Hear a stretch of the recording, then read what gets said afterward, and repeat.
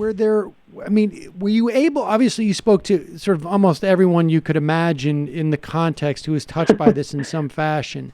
And ones that I think your average person wouldn't really realize, but where did you get the sense that there was the most remorse? Like what players in this mix had remorse for their role in this, or were there any? Wow, that's such a great question. No one has asked me that in all the scores of interviews I've given.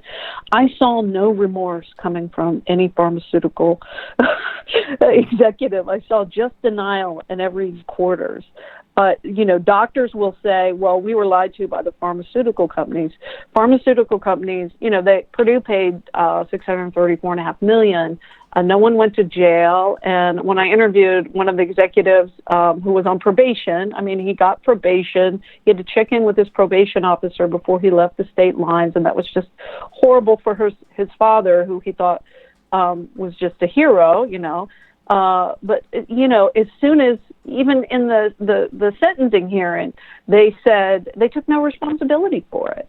And denial in every quarter, just like Ronnie Jones, the drug dealer, not being able to see that what he seeded in his community, whether or not he gave Jesse Ballstridge the drug that resulted in his life-ending overdose, or somebody else did who bought it from somebody Ronnie started as a heroin dealer. He saw no remorse either. The only remorse I see out there on the ground, as I reported this story, is from the family members.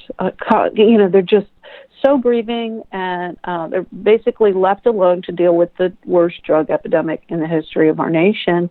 Many second-guessing themselves. I shouldn't have left. I thought it was just pills. Why did I not know? And that's the only remorse I've seen. I'm really shocked about that with the doctors, to be honest with you. Maybe I'm naive, but Yeah. I've said this before, but I think every doctor I just don't think they want to face it because it's so hard, and it would also sort of admit that they played a guilty role in it. But I said this in a community discussion at Virginia Tech Carilion Research Institute. So this is our fancy new medical school that has this addiction research. They get millions of dollars in grants.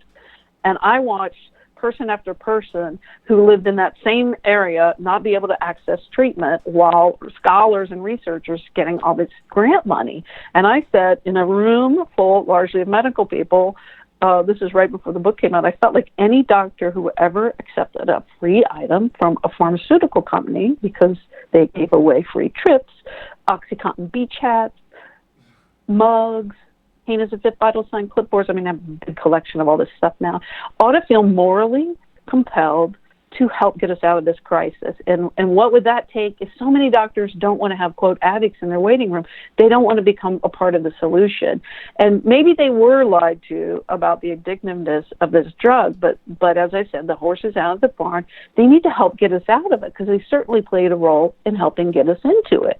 And, journalists know better. We don't accept free meals. We don't accept free things from people we write about. Doctors went on, 5,000 doctors, nurses, and pharmacists became paid spokesman for Purdue Pharma, and went out and preached the notion, for a lot of pay, that this drug was, quote, as this coffee mug I have sitting on my desk says, the drug to start with, the one to start with, and the one to stay with. Jeez. So, I asked because I have a friend who went through something. Basically this, addicted to fentanyl, and fortunately came out the other side and had gone through detox, and everybody was sort of amazed that they saw a guy who made it after being addicted to fentanyl, and his doctor, gave him a sort of a weak apology. Frankly, it was like, sorry about that. And is there any structural change within that profession? Obviously there's rules, and maybe the AMA came out with certain ethics standards, but is there something structural to sort of say, it's not enough for you to rely on these people? We just had a massive failure in the system because you were like, I just trusted them, like without having to do any due diligence. Right, because they're so busy, et cetera, et cetera. Well, we're all busy.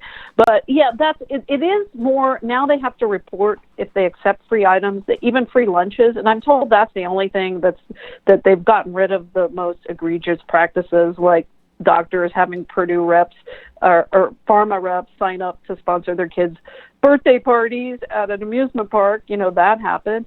That's not happening anymore. Part of what healthcare reform was now there's, a website where you can look and see which doctors accept free things. But I'm told the free lunches are still happening.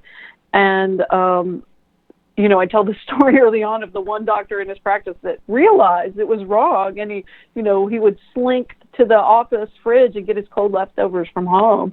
And the doctors would say, well, we can't take the free lunches because what would the staff do without their free lunches? Well, they bring a sandwich from home like the rest of America does, right? Or and I just think if you look at France, they expanded their treatment capacity by 10 by removing the waiver that all doctors have to become waiver and DEA approved to be buprenorphine prescribers. And that's an easy thing we could do. They cut their overdose rates in half when they took this waiver requirement away. We don't require them to be waivered. Special treatment, we don't require a special waiver for them to be able to prescribe opioids. Why do we require a special waiver for them to prescribe the treatment for opioid addiction? So there's a lot of things. If we had some national leadership. Oh, wait a second. I just want to be clear on what you so you can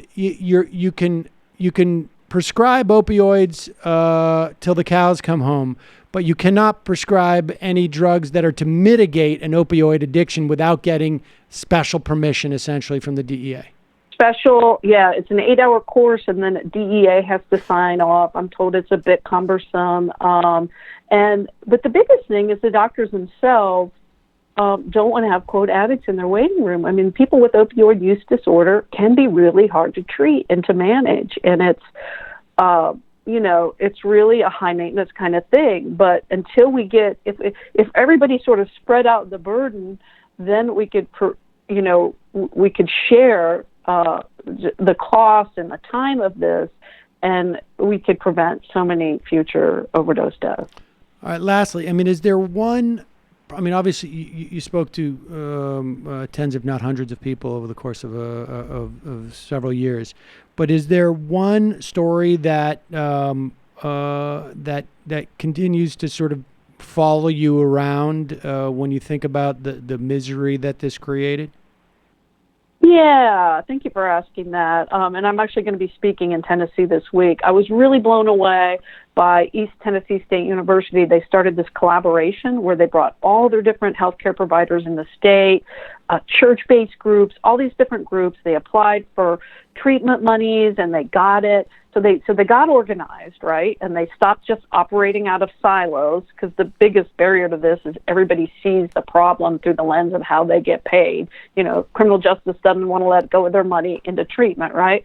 But in Tennessee, they started this collaboration, and they were able to convince this rural community that had a bad opioid problem but didn't want to open a treatment center because, quote, we don't want those people in our backyard, even though privately many admitted they had it in their own families.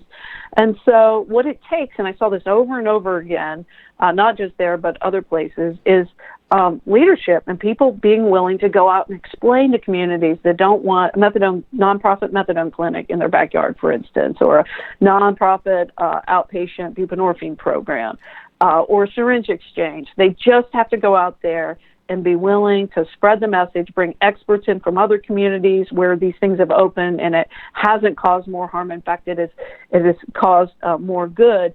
And I tell the story of this doctor who himself is in recovery, begging this community to let them open this nonprofit methadone clinic. And somebody raised their hand and said, how many chances do we give these people? And he said he thought of the disciple asking Jesus, how many times should a sinner be forgiven? Should he be forgiven 70 times or 7 times? And the doctor answered to this largely, rural Bible Belt community what Jesus said, which was 70 times 7. It's a chronic relapsing disease. It takes as many times as it takes. Beth Macy, the book is Dope Sick, Dealers, Doctors, and the Drug Company That Addicted America. We'll put a link to that at majority.fm. Thank you so much for your time today. I really appreciate it. Thanks, Sam.